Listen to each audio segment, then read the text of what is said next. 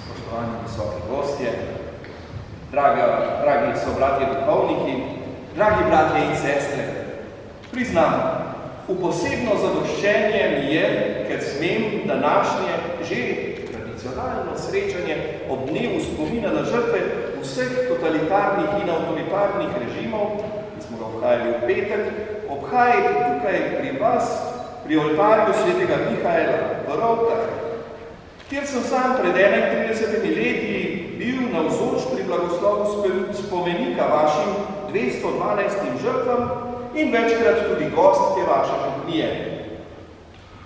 Današnje spominjanje nas najprej povezuje z vašimi predniki, ki so končali svoja mlada življenja med in po drugi svetovni vojni. Velika večina kot žrtve komunističnega zločina. Obenem pa nas povezuje z vsemi, prav vsemi žrtvami zločinskih ideologij in sistemov v naši domovini in po svetu. Politični analitik Zbigniew Bžežinski je zapisal že pred 20 leti, da je bilo 20. stoletje mega umiranja in organizirane blaznosti. Med prvo svetovno vojno je umrlo 13 milijonov civilistov, med drugo 20 milijonov. Poskus izgradnje totalitarnih sistemov je ob 87 milijonih žrtev vojn zahteval še dodatnih 80 milijonov žrtev. Tako Bžežinski. Današnji svet, ki od Ukrajine do Bližnjega vzhoda, od Severne Koreje prek Irana do Sudana ter drugih afriških dežel tja do Severne Amerike v Nikaragvi, govori, kako se žrtvam preteklosti pridružujejo nove, brezštevilne množice ustrahovanih, fizično mučenih, psihološko izčrpanih, preseljenih, izkoreninjenih, obuboženih, osirotelih in ovdovelih, daje priložnost, da skupaj s papežem Frančiškom tudi mi ponovimo: nikoli več vojne. Ustavite spiralo sovraštva. Jedro vojne je brezno zla, je dejal včeraj papež Frančišek ob sprejemu nekaterih politikov. Naše bogoslužno srečanje je torej goreč klic k Bogu, naj na zemlji zavladajo pravičnost, mir, odpuščanje, življenje in ljubezen. Prav v duhu tega, kar je pesnik France Balantič dejal svojemu sotovarišu, slikarju Marjanu Tršarju v italijanskem koncentracijskem taborišču Gonars. Dejal je: veš, spoznal sem, da nas ne more odrešiti nobena ideologija sovraštva. Svet lahko reši samo Kristusova ljubezen.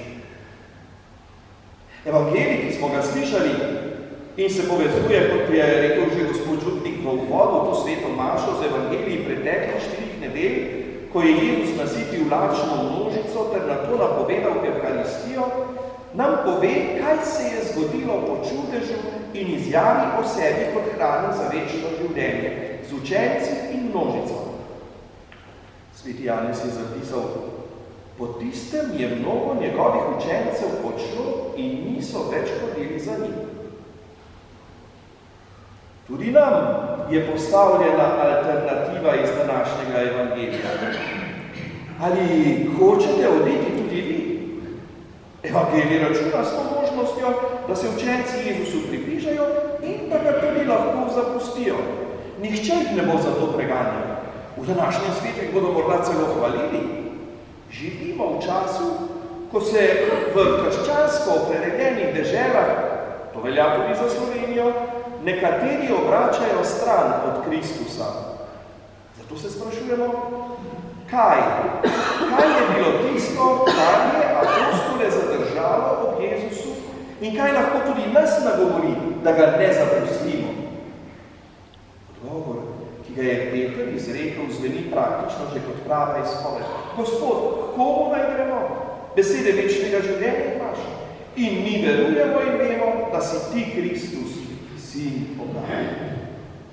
Vprašajmo se, kako bi mi utemeljili svojo opredelitev, zakaj ne odidemo? Zakaj ostajamo pri Jezusu, ko ga drugi zapuščajo?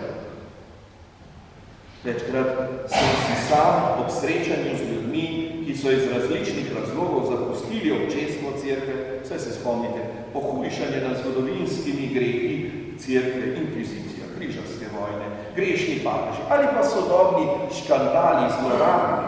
Sem si sam tudi zastavil vprašanje, zakaj postati in ostati kristjan? Moj odgovor je vedno znova, zaradi evangelija. Evangelija, ki je ustava cerkve in srca, ter je Božje in nečloveško delo. Da, ustava cerkve je evangelij, ki ni človeško delo, kot so ustave države, ki se lahko tudi pokvalijo. Skozi oči evangelija se kristjanu odpira pogled, kakršni se mu ne nudi nikjer druge, nobena druga kultura ali misel, znanstveni pogled tega, ideologija mu ne more dati tega. Odpira mu pogled iz večnosti, iz neskončnosti. In ko človek gleda iz večnostne perspektive dogajanja v svetu, dobi drugačen odnos. Skozi oči evangelija tudi v drugem človeku ne vidimo tujca, sovražnika, ampak brata in sestro. Da. In tako opredelitev so, čeprav z manj teološkimi definicijami, živeli možje in žene, naši predniki. Tudi oni so bili postavljeni pred pomembne, tudi usodne življenjske odločitve in vprašanja. V prelomnih časih so vedeli, da je evangelij, Božja beseda, tista, ki kaže pravo smer v pristno življenje. Vaši predniki v Rovtah so to potrdili z dogodkom, ki ga moramo danes posebej omeniti. Pred 80 leti, 5. novembra 1944, so blagoslovili kapelo Matere Božje v spomin žrtvam prve in druge svetovne vojne. Gre za edinstven primer v vsej Evropi, kjer so na spomeniku napisani vsi brez razlike, na kateri strani so padli. In to je bilo narejeno v času, pomislite, ko je bila pri nas okupacija in ko je pri nas žela svojo žetev krvava revolucija. Zakaj? Ker so ti vaši predniki živeli iz izrečene obljube, Bog ne daj, da bi zapustili Gospoda in služili drugim bogovom, kar smo slišali danes v prvem delilu. In ker so poznali Petrovo odločitev, Gospod, komu naj gremo? Besede večnega življenja imaš. Res je, v okupaciji sta fašizem in nacizem hotela uničiti slovenski narod. Koncentracijska taborišča, preseljevanje, izseljevanje. To je bila ta prva stvar, ki so jo doživeli naši ljudje. A tako izraven smo doživeli revolucijo, ki je pod krinko osvobodilnega boja izvajala komunistična partija. In ta je prinašala dodatno prelivanje krvi, umore, ustrahovanja, ter hotela predvsem uničiti vero v ljudeh. Vero v Boga in boljše življenje. In temu so se ljudje uprli tudi za ceno krvi, mučenj in smrti. Predvojne Rovte so bile v povojnih učbenikih označene za konzervativno vas, slepo vdano cerkev. Resnica je bila seveda drugačna. Tu je bilo že ob prelomu iz 19. v 20. stoletje izjemno napredno in razvito gospodarsko, družbeno in izobraževalno življenje.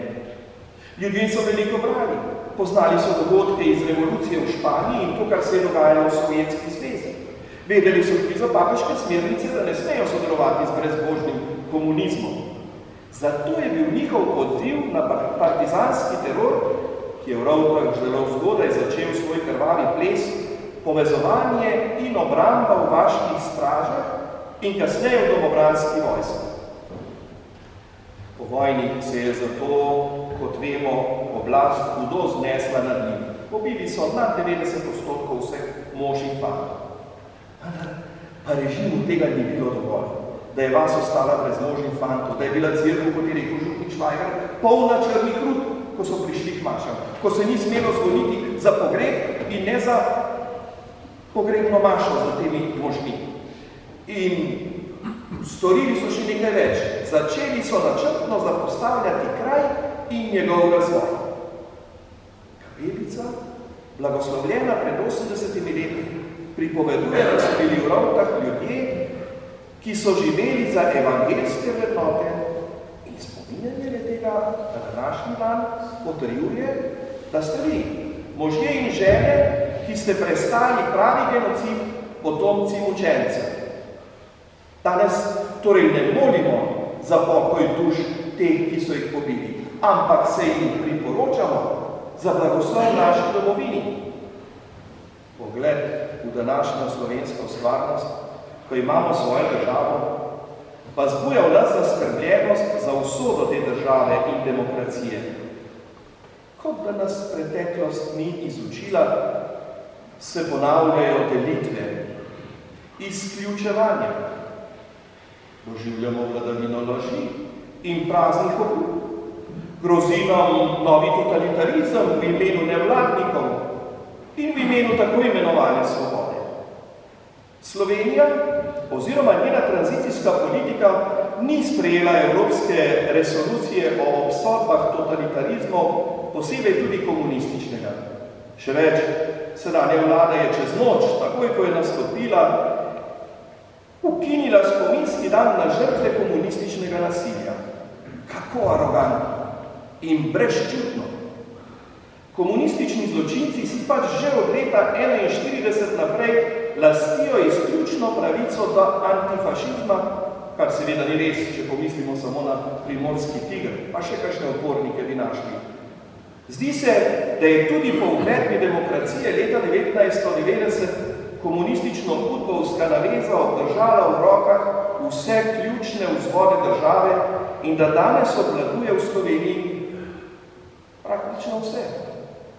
Zato vztrajajo pri neomadeževanosti tako imenovane NOB in vzdržujejo njen mit. Se izmikajo obsodbam komunističnih zločinov in se pri tem celo sklicujejo na tradicije zrežiranega kočevskega procesa. Tako še danes nimamo mrliških listov pobitih v povojnih pobojih.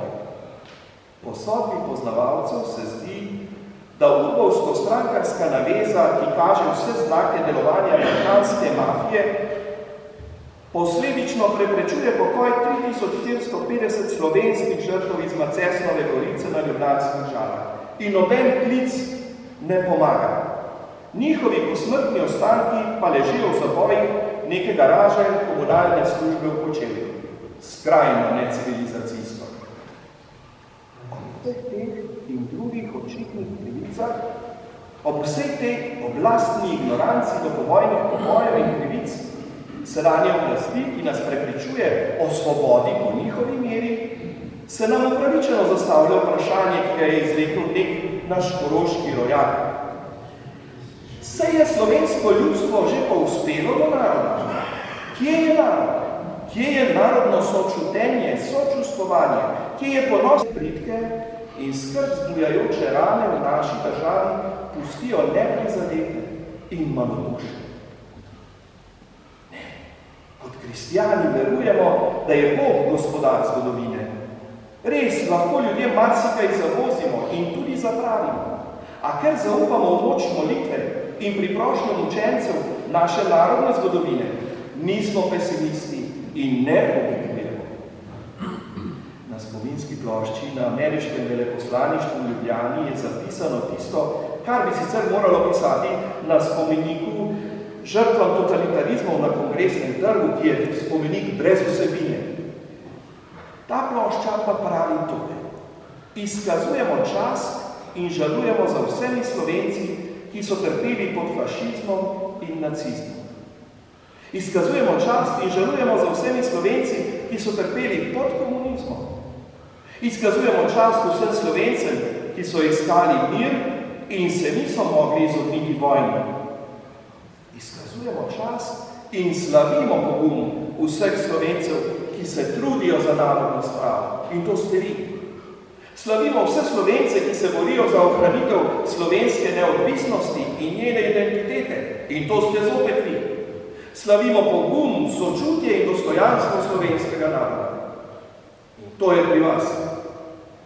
Spoštovani potomci rovtrskih in drugih učencev, to, kar je zapisano na tej plošči, mora biti naše vodilo. In to je tudi zaveza in ljubav vsem ljudem dobre volje v Sloveniji, Slovencem in Slovenkam ter državljanom naše države, tudi danes. Amen.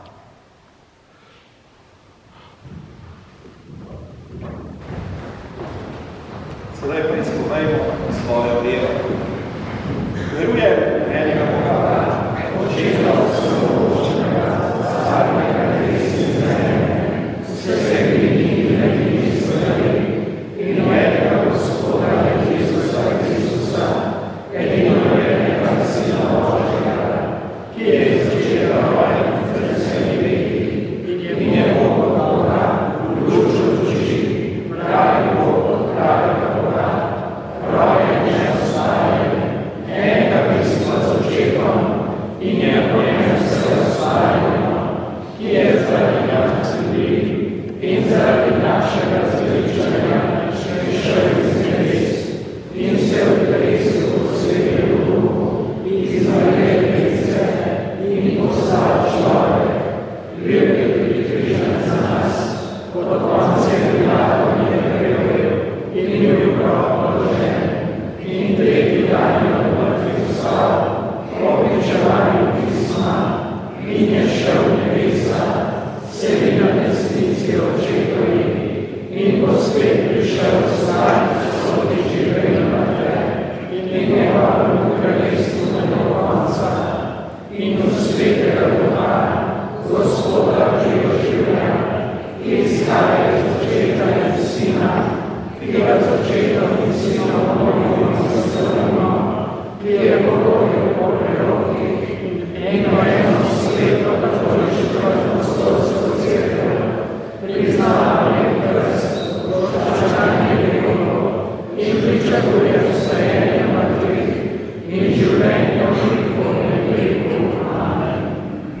Bratje in sestre, Kristus ima besede večnega življenja, zato se s svojimi prošnjami zatecimo k njemu in ga prosimo.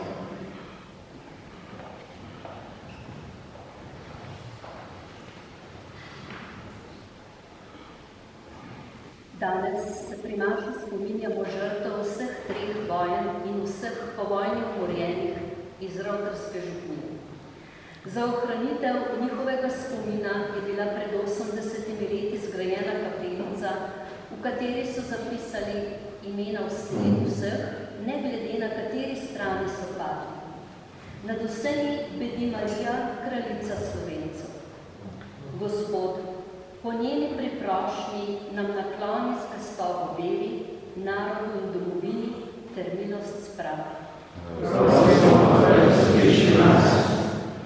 Rovtrski domobranci, ki so leta 1944 dali pobudo in zbrali denar za postavitev kapelice, so delovali pod duhovnim vodstvom vojaškega kurata, duhovnika Franca Kunstja.